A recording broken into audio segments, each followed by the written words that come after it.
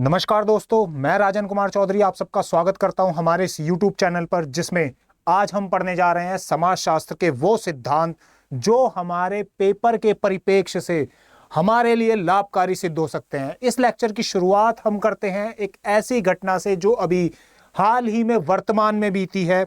कुछ ही दिन पहले गुड़गांव और नोएडा के अंदर कुछ मजदूर हड़ताल पर आ जाते हैं, सड़कों पर आ जाते हैं, जिस कारण से नोएडा और हरियाणा के अंदर, नोएडा और गुड़गांव के अंदर उत्पादन ठप पड़ जाता है।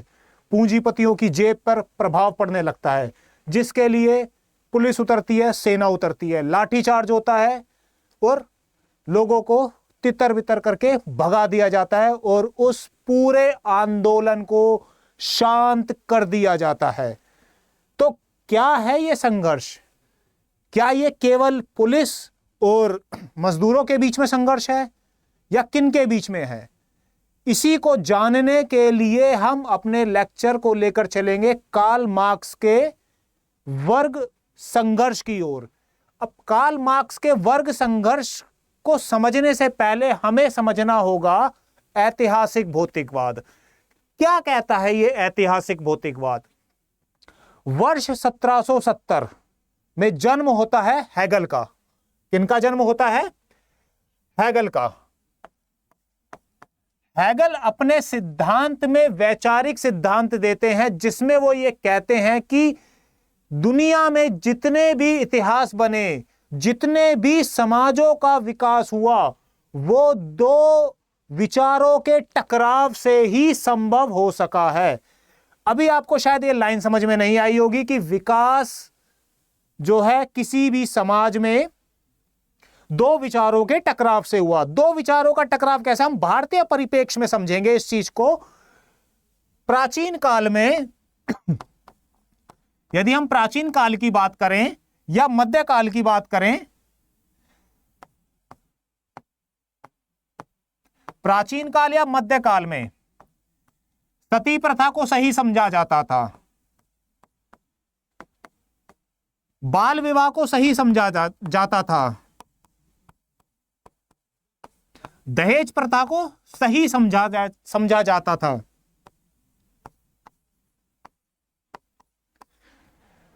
विधवा पुनर्विवाह पर रोक थी।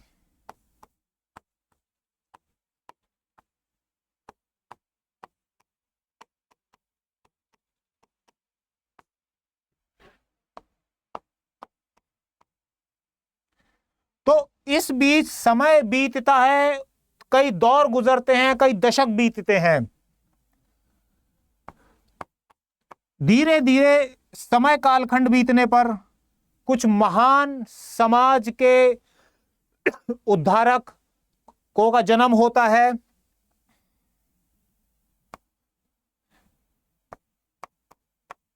जिनको ये सभी चीजें गलत लगती हैं। वो कहते हैं नहीं, सती प्रथा बंद होनी चाहिए, विधवा पुनर्विवाह स्टार्ट होना चाहिए, बाल विवाह पर रोक लगनी चाहिए, महिलाओं को शिक्षा के अधिकार मिलने चाहिए। वो ये सभी बातें करते हैं, जिनमें हम नाम ले सकते हैं राजा राम मोहन राय साहब का, ईश्वर चंद्र विद्यासागर साहब का, ज्योतिबा बाई फूले, डॉक्टर BR अम्बेडकर, रमाबाई फूले। तो इन जैसे महान समाज सुधारकों ने इन सब पर विरोध जताया।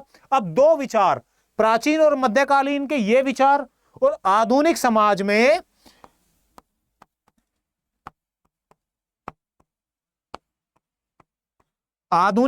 में नए विचारकों के विचार।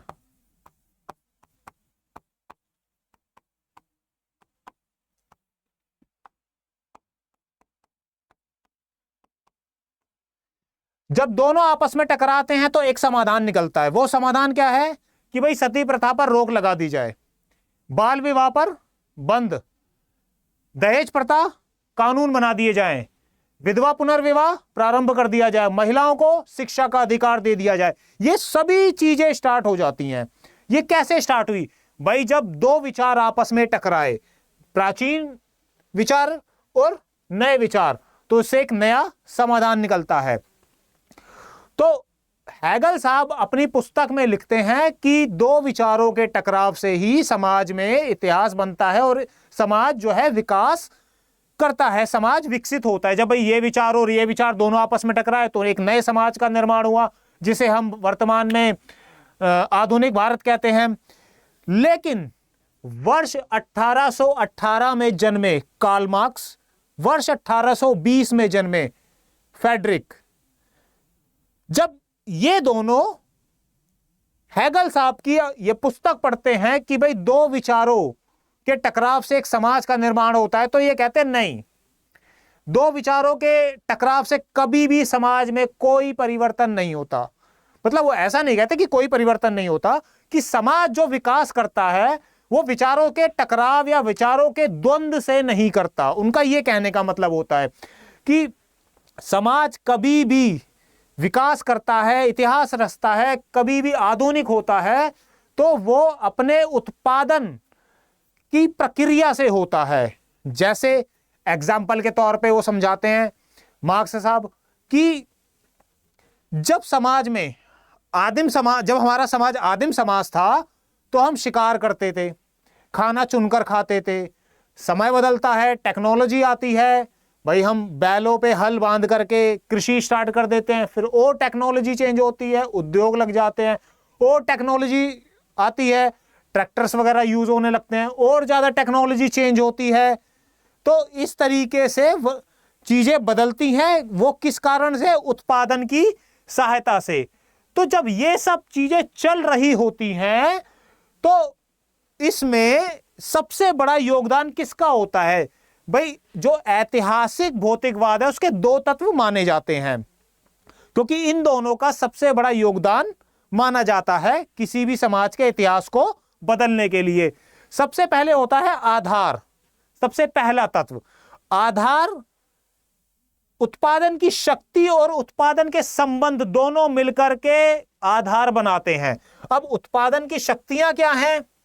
उत्पादन की शक्तियां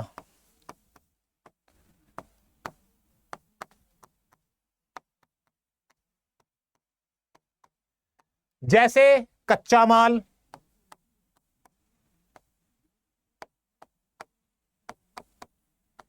पूंजी, जमीन, है ना, ये सभी चीजें, तकनीक, ये सभी चीजें मिल करके उत्पादन की शक्ति का निर्माण करती हैं। जब उत्पादन की शक्तियां जिसके हाथ में जितनी ज्यादा होती हैं वो उतना बड़ा पूंजीपति होता है। अब इससे उत्पादन की शक्तियां जो हैं ये उत्पादन के संबंधों का निर्माण करती हैं। अब उत्पादन के जो संबंध हैं, उत्पादन के संबंध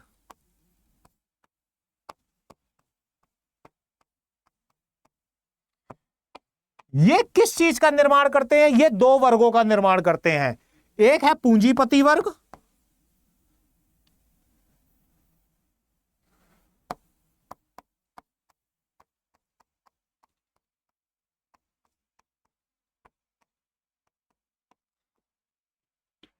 एक होता है हमारा पूंजीपति वर्ग,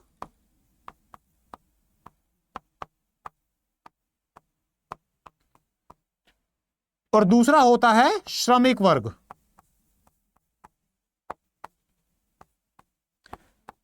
अपने लेक्चर की शुरुआत में जो हमने वार्तालाप करी, जिस संघर्ष की हमने बात करी, जो संघर्ष हमारा नोएडा में भी हो रहा था और गुड़गांव में भी हो रहा था, वो इन्हीं दो वर्गों के बीच में संघर्ष हो रहा था। एक श्रमिक वर्ग खड़ा था जिसने उत्पादन को बंद कर दिया था, पुलिस की लाठियां खा रहा था। वो क्यों ऐसा कर रहा था? उसको क्या जरूरत पड़ रही थी? जाहिर सी बात है कि वो चाहता था कि उसके जो काम करने की परिस्थितियां हैं वो ज्यादा बेहतर हो। भाई मिनिमम वेजेस में वो ज्यादा बढ़ोतरी चाहता था कि भाई उसे ज्यादा से ज्यादा सैलरी मिले और उसे ज्यादा से ज्यादा सुविधाएं मिले। जबकि पूंजीपति वर्ग क्या चाहता था? वो ये चाहता था कि समाज में जो वो उत्पादन कर रहा है वो उत्पादन में उसकी लागत कम से कम हो। अब उस लागत को कम करने के लिए वो श्रमिक को पैसे कम देगा, उसको सुविधाएं कम देगा। तो इसी चीज का द्वंद्व था। लेकिन अब आप सोच रहे हैं कि भाई हुआ क्या? कुछ भी नहीं। जीत तो आखिर पूंजीपति वर्ग की हुई। कैसे हुई? कैसे हुई? सबसे बड़ा सवाल कि ये जीत कैसे हुई? ये जीत हुई दूसरे तत्व अधिसंरचना के कारण। अब क्या कहती है ये अधिसंरचना? अधिसंरचना कहती है कि समाज में जब पूंजीपति होते हैं तो उनके हितों की रक्षा के लिए सदैव राज्य बीच में आता है।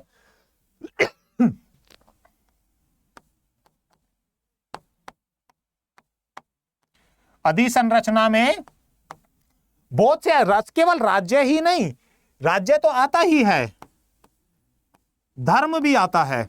अब आप कंफ्यूज होंगे कि भाई धर्म कैसे आता है? बिल्कुल आता है, इस पर हम बिल्कुल चर्चा करेंगे। सबसे पहले हम राज्य पर चर्चा करते हैं। राज्य क्या करता है? ऐसे कानून का निर्माण करता है, ऐसे कानूनों का निर्माण करता है जो पूंजीपति के हित में हो।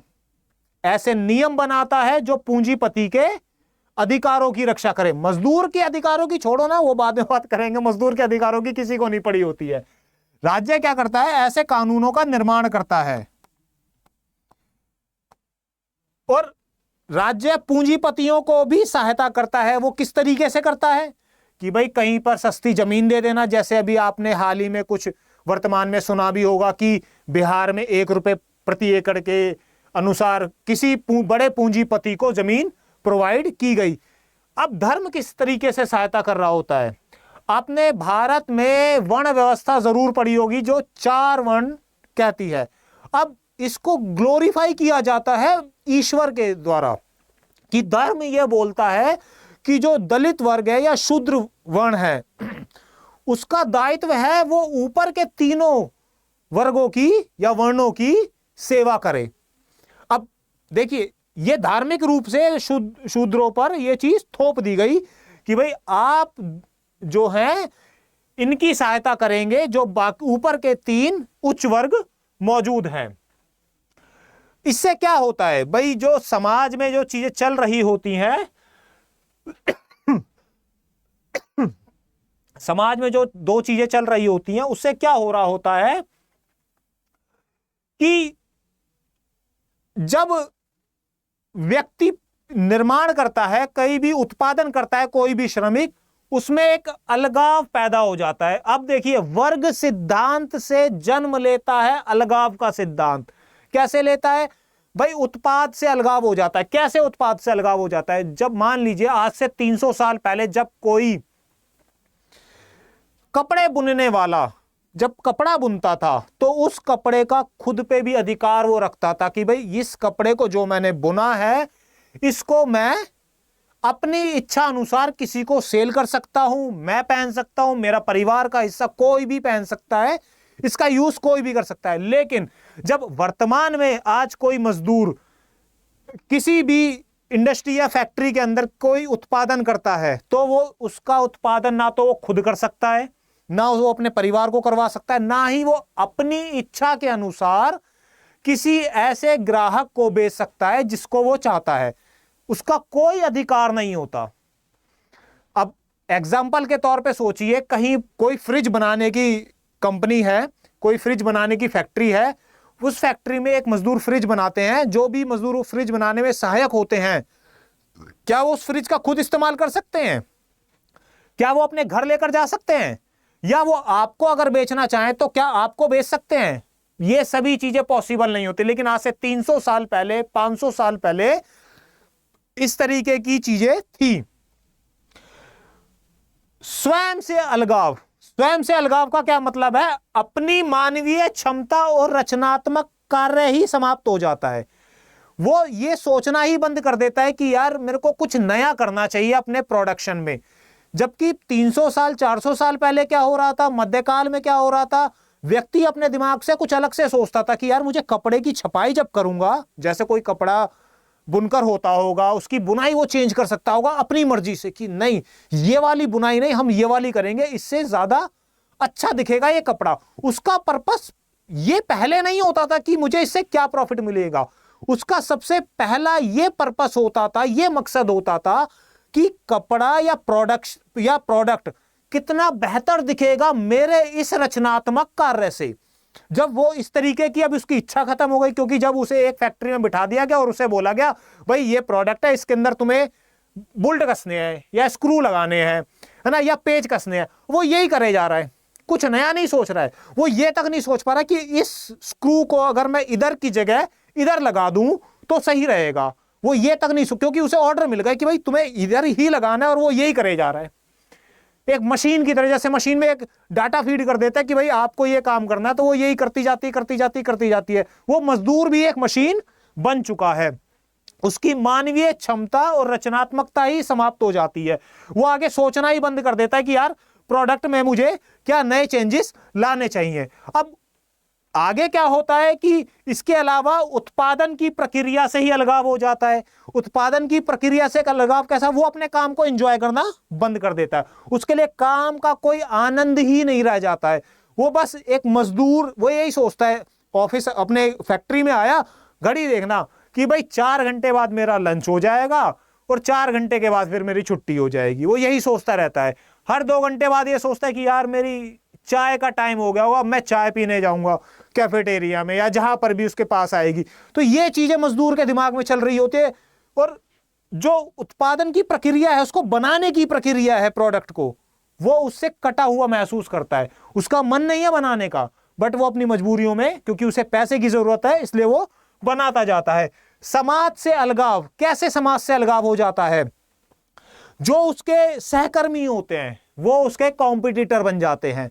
पहले जब वो काम करता था, आज से 300 साल पहले जब मनुष्य काम करता था, तो जो सहयोगी होते थे उनमें एक अपनेपन का भाव होता था।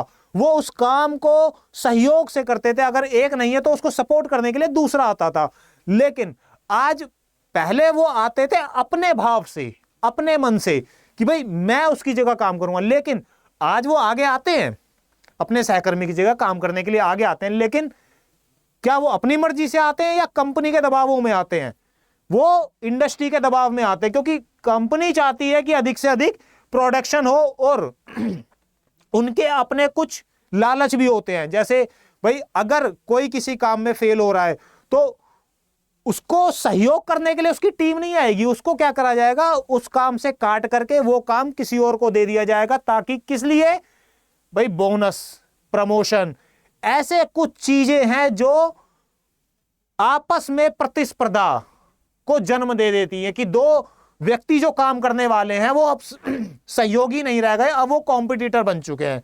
जैसे बाजार में 2 दुकानें होती है, दोनों आपस में सहयोग नहीं करेंगी, दोनों कंपटीशन करेंगी, वैसे ही मजदूर अब बन चुका है, वो अब कंपटीशन पे उतारू है।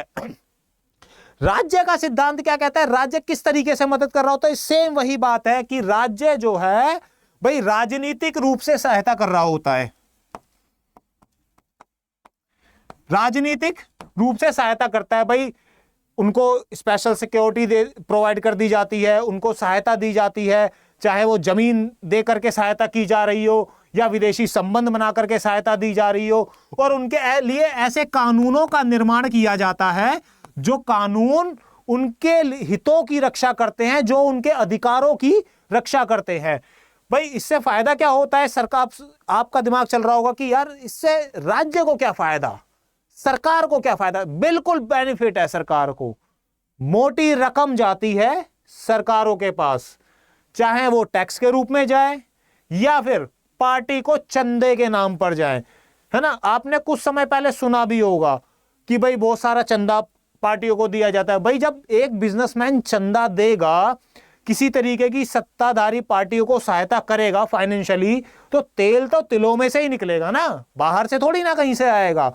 तो वो उस पैसे की भरपाई कहां से करेगा? अपने लिए ऐसे कानून बनवाएगा जिससे कि उसका बिजनेस और ज्यादा ग्रो करे। गवर्नमेंट के ऐसे कॉन्ट्रैक्ट को हासिल करने की कोशिश करेगा जो कि ओपनली होने चाहिए थे, बट वो ओपनली नहीं है, वो निष्पक्ष रूप से नहीं बांटे गए, उसमें भेदभाव करके उस पूंजीपति को ज्यादा दे दिया गया जिसने पार्टी को जिंदा या जीवित रखने में सहयोग किया। अगला आता है धर्म। धर्म किस तरीके से सहायक होता है? जैसे हमने पहले बात कही, भाई वर्ण व्यवस्था के अकॉर्डिंग हम समझ सकते हैं कि धर्म के द्वारा ग्लोरीफाई किया जा रहा है कि जो शूद्र वर्ण है वो ऊपर के 3 वर्णों की सेवा करेगा, और संस्कृति ऐसा कल्चर बना दिया जाता है, जब धर्म में ऐसी चीजें आ जाएंगी तो ऐसा कल्चर बना दिया जाएगा कि आपको यानी कि शूद्र वर्ण को बाकियों की ऊपरी वर्गों की सहायता करनी है, उनके लिए कार्य करना है, अपने लिए पूंजी की इकट्ठा नहीं करनी है। आप केवल एक मजदूर बन के ही रहोगे। और उनको जब भाई इस तरीके का माहौल होगा, इस तरीके का धार्मिक प्रभाव होगा, तो शिक्षा भी इसी तरीके की दी जाएगी। अब ऊपर वाले वर्ण को क्या शिक्षा दी जा रही होगी कि भाई तुम्हारी सेवा के लिए वो शूद्र वर्ण है। क्षत्रिय को क्या शिक्षा दी जा रही होगी, भाई तुम्हारी सेवा के लिए वो शूद्र वर्ण है। वैश्य को भी यही शिक्षा दी जा रही होगी। तो ये चीजें ग्लोरीफाई कर रही होती है। और इन सब चीजों पर कंट्रोल किसका होता है? स्टेट का, राज्य का। राज्य ये सभी चीजें, चाहे वो कानून का निर्माण हो या धर्म। अब आप सोचे भाई राज्य धर्म का कैसे निर्माण कर रहा होता है? सहयोग पूरा होता है, क्योंकि किसी भी राज्य को आप यदि पहले के टाइम पर जाएंगे, आज से 500 साल पहले या 1000 साल पहले, तो शासक को अपने आप को स्थिर बनाए रखने के लिए धर्म की जरूरत पड़ती थी। इसीलिए उसके राज दरबार में हमेशा ऐसे महान ज्ञानी लोग पाए जाते थे। धर्म से जुड़े हुए लोग हमेशा मिलते थे, क्योंकि भाई राजा को देवत्व का सिद्धांत यानी कि देवता के तुल्य किसने बताया? धर्म ने ही तो बताया कि शासक जो है वो देवता के समान है। आपने राजा अशोक की कई प्रशस्तियों में भी पढ़ा होगा, कई शिलालेखों में भी पढ़ा होगा कि अशोक को देवतुल्य माना गया, देवता के स्वरूप में माना गया। भाई ये देवता कहां से आए? भाई देवता तो बीच में धर्म ने ही घुसा है ना, कि राजा जो है वो देवताओं के समान है, हमें राजा की सारी बातें माननी चाहिए। राजा ने अलाउ कर दिया, राजा ने ऑर्डर पास कर दिया कि भैया शूद्र वर्ण तेरे को इनकी मजदूरी करनी है, इनको सहायता करनी है, इनकी हेल्प करनी है। तो इस तरीके से राज्य प्रॉपर पूरी हेल्प करता है। अगर इसी चीज को, इसी वर्ग संघर्ष को हम ऐतिहासिक परिप्रेक्ष्य से देखते हैं, तो हम स्टार्टिंग में जाते हैं आदिम समाज से, जब व्यक्ति जंगलों में रहकर अपना गुजर बसर करता था, शिकार करता था, खाना बीनता था, इकट्ठा करता था और सो जाता था। और उस दौरान क्या था? उस समय पे वर्ग विहीन समाज था। कैसा समाज था हमारा? वर्ग विहीन।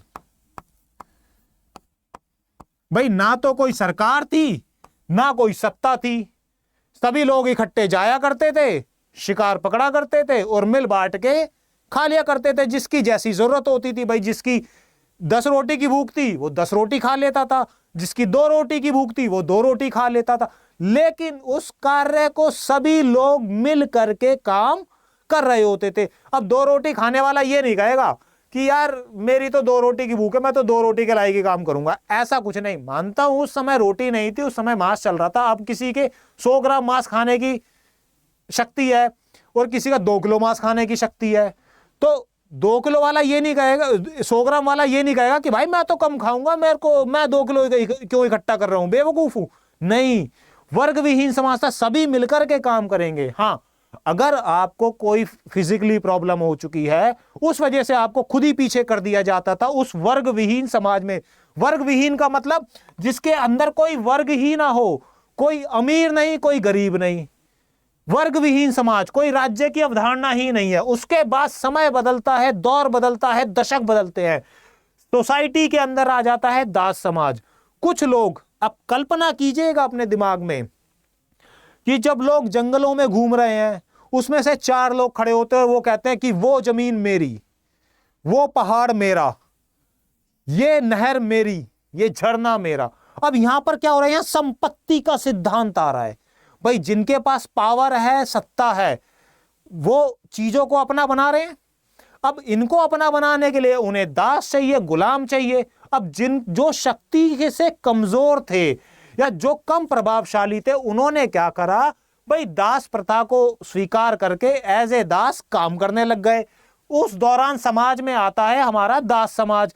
ये काम कर रहा होता है, भाई एक मालिक होता है, उसके बहुत सारे खेत होते हैं, और घर का दास केवल घर का खेतों का काम नहीं करते थे, वो घर का भी काम करते थे, बाहर का भी काम करते थे, इवन युद्ध भी लड़ा करते थे। आपने इतिहास में कई ऐसे दासों के नाम सुने होंगे जिन्होंने अपने शासकों के लिए युद्ध लड़े, वॉर लड़े। समय बदलता है, धीरे धीरे सामंतवाद आता है। सामंतवाद जब आता है तो उसमें क्या हो रहा था कि एक व्यक्ति के पास बहुत सारी जमीन हुआ करती थी। जब बहुत सारी जमीन होती थी तो उन जमीनों पे कृषि करने के लिए भाई मजदूर चाहिए। अब मजदूर लाए जाते थे, जब मजदूर लाए जाते थे वो उस पर कृषि करते थे और उनको कृषि के बदले ज्यादा कुछ नहीं मिलता था, केवल उतना ही दिया जाएगा जितने में वो अपना भोजन कर सके, जीवित रह सके, मरने दिया नहीं जाएगा। मतलब उन मजदूरों को मरने नहीं देंगे हम, क्योंकि कृषि तो भैया हमें कल भी करवानी है, हर मौसम में है, साल में 2 या 3 या 1 खेती हमें करवानी है। तो जब हमें यह करवानी तो मजदूरों को जीवित रखेंगे, लेकिन उतना ही देंगे जितने में वो पेट भर सके, ना तो ताकतवर बन सके ना मर सके, उनको अधर में लटकाए रखा जाएगा। धीरे धीरे वही लोकतंत्र व्यवस्था जागृत होती है, हमारे सोसाइटी, हमारे समाज के अंदर आगे बढ़ते हैं हम। उस समय आता है हमारा पूंजीवाद। पूंजीवाद में जो पूंजीवाद में जैसे आप आज यूरोप को ले सकते हैं, अमेरिका को ले सकते हैं, कनाडा को ले सकते हैं, ये राज्य या ये देश हमारे पूंजीवादी सिद्धांत पे कार्य करते हैं। तो आगे हम चलते हैं, देखते हैं कि मार्क्स, ये तो हमारा ऐतिहासिक परिप्रेक्ष्य हो गया, पूंजीवाद को देखा हमने, वर्तमान परिप्रेक्ष्य हो गया। मार्क्स क्या कहते हैं भाई, भविष्य कैसा होगा। अब मार्क्स कहते हैं भाई भविष्य में होगी क्रांति। कैसी क्रांति, जो ये मजदूर वर्ग है ये सारा एक हो जाएगा।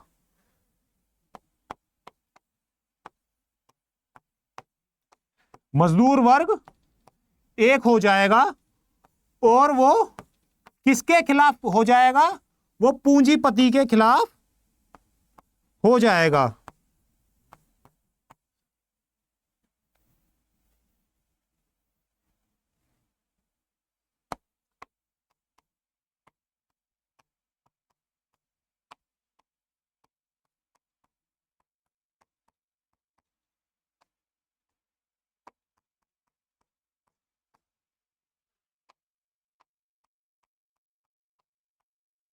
पूंजीपति के खिलाफ क्रांति करेगा। क्यों करेगा, क्योंकि भाई पूंजीपति क्या कर रहा होगा, इनका शोषण इस तरीके से कर रहा होगा कि जितना भी मुनाफा होगा वो इन मजदूरों को कुछ नहीं मिल रहा होगा, ये सारा का सारा मुनाफा पूंजीपति लेकर जा रहा होगा। क्योंकि मजदूर जितना पैसा लेता है उतना काम वो 2 से 3 घंटे में कर चुका होता है, बाकी का जो शेष काम कर रहा होता है वो सारा का सारा किसके लिए कर रहा होता है, पूंजीपति के प्रॉफिट के लिए। तो जो अब जब मजदूर देखेगा कि भाई मेरा सारा, मेरे द्वारा किया हुआ सारा उत्पादन का पैसा एक पूंजीपति ले जाता है, जिसको वो काम भी नहीं आता, भाई काम आता हो काम करवाता, वो कुछ भी काम नहीं करवाता, वो केवल हमारा पैसा लेता है और चला जाता है। इस तरीके की क्रांति होगी। अब अभी तक नहीं हुई है वो क्रांति, भविष्य में क्या होगा उसको भविष्य पे छोड़ देते हैं। सब भाई धीरे धीरे समय बदलता है। अब जो विश्व के उस समय के ताकतवर देश हुआ करते थे वो जागते हैं, समय बीतता है और वो जागते हैं, वो कहते हैं कि यार ये तो समस्या खड़ी हो जाएगी, पैसा नहीं होगा, पूंजी नहीं होगी तो फिर उथल पुथल मचेगी। उस दौरान हमारी सोसाइटी के अंदर एक नया सिद्धांत आता है, वो है समाजवाद। ये चीजों को बैलेंस कर देता है। अब मार्क्स जब किताब लिख रहे थे, जब ये सिद्धांत दे रहे थे, उस समय की आप औद्योगिक स्थिति को समझिए।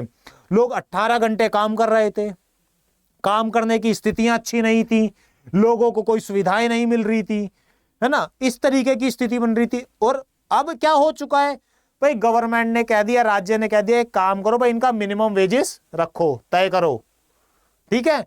अब मिनिमम वेजेस तय करो, कुछ मेडिकल फैसिलिटी भी दो, ईएसआई भी, मेडिकल हो गया, ईएसआई हो गया और आपका प्रोविडेंट फंड हो गया। कई कंट्रीज में छुट्टियां भी दी जाती है कि भाई बाहर जाइए घूम करके आइए, इवन घूमने के लिए पैसा भी दिया जाता है। क्यों, साम्यवाद ना आ जाए। कहीं ना कहीं ये धारणा होती ही है कि साम्यवाद ना आ जाए।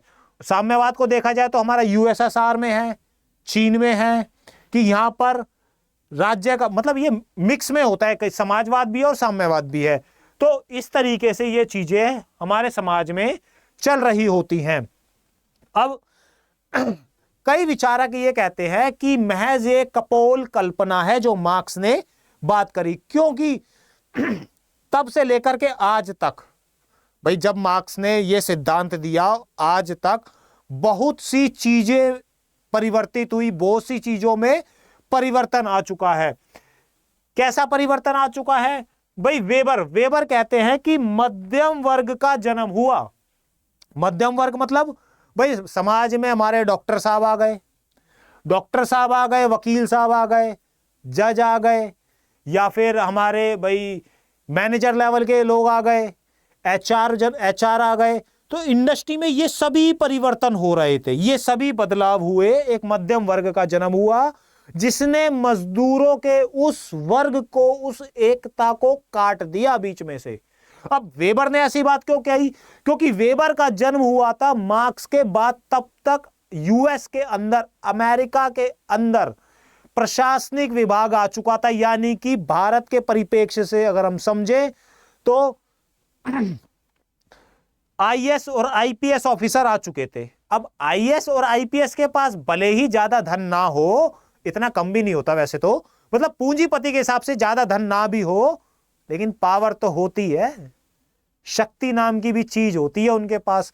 तो इसी तरीके से समाज में मध्यम वर्ग का जन्म होता है जो एक अपने आप में सामाजिक प्रतिष्ठा को भी दिखाता है। रॉल्फ क्या कहते हैं? रॉल्फ ये कहते हैं कि भाई एक समान मजदूरी नहीं रही। जैसे आपने जब मिनिमम वेजेस लागू होता होगा किसी भी राज्य सरकार के अनुसार, तो आप अक्सर करके समाचार पत्रों में देखते होंगे कि भाई अकुशल, अर्धकुशल और कुशल। अब इस पूरे मजदूर या श्रमिक समाज को किन चीजों में बांट दिया? 3 हिस्सों में। कि भाई एक तो अकुशल, जिसे कुछ आता ही नहीं है काम का कुछ पता ही नहीं है। एक अर्धकुशल, भाई थोड़ा बहुत आता है। जब थोड़ा बहुत आता है तो फिर उसके बाद आता है कुशल, उसको ज्यादा तनख्वाह दी। अब अगर अकुशल अपनी मिनिमम वेजेस से खुश नहीं है तो उसके सहयोग में कुशल वाला थोड़ी ना आएगा। कुशल वाला तो मना कर देगा, भैया मेरी तनख्वाह तो सही है, मैं क्यों बीच में पड़ रहा हूं, अपना देख जा करके। तो ये चीजें चल रही होती, समाज को 3 हिस्सों में डिवाइड करके रख दिया। जैसे ब्लू कॉलर या व्हाइट कॉलर, आपने इकोनॉमिक्स में पढ़ा होगा, जो कार्य का सिद्धांत है कि भाई ब्लू कॉलर जॉब आ गई, जो जिससे कि आपने हर एक राज्य में आईआईटी संस्थान, आईटीआई संस्थान होते हैं, वो भाई मशीनरी वगैरह के, इलेक्ट्रिशियन वगैरह के कोर्स करवाते हैं, जिससे कि लोगों को नौकरी मिलती है। व्हाइट कॉलर है ना, इस तरीके के काम कार्य होते हैं। और जो मार्क्स की भविष्यवाणी है वो सत्य ही नहीं हुई, वो महज एक कपोल कल्पना निकली। जब वो कपोल कल्पना निकली तो उसका कोई वजूद ही नहीं रह गया। अब मार्क्स के अगेंस्ट पियरे क्या कहते हैं? पियरे ये कहते हैं कि भाई सांस्कृतिक पूंजी नाम की भी कोई चीज होती है। व्यक्ति की अपनी भाषा, जीवन शैली, उसका लाइफस्टाइल, जीने का तरीका, बात करने का तरीका भी डिपेंड करता है। कैसे? अब मान लीजिए एक गांव में, एक किसी भी छोटे मोटे गांव के अंदर एक व्यक्ति चलता है, दिल्ली, मुंबई, कलकत्ता जैसे किसी आईटी सेक्टर के अंदर एक मैनेजर के इंटरव्यू के लिए। वहीं एक पढ़े लिखे क्लास के, एक अच्छे क्लास का एक बच्चा चलता है, अमीर वर्ग का एक बच्चा चलता है इंटरव्यू। सेम दोनों पोस्ट के लिए जा रहे हैं, दोनों के पास एजुकेशन लेवल सेम है, लेकिन बात करने का लहजा और तरीका दोनों में डिफरेंस होगा।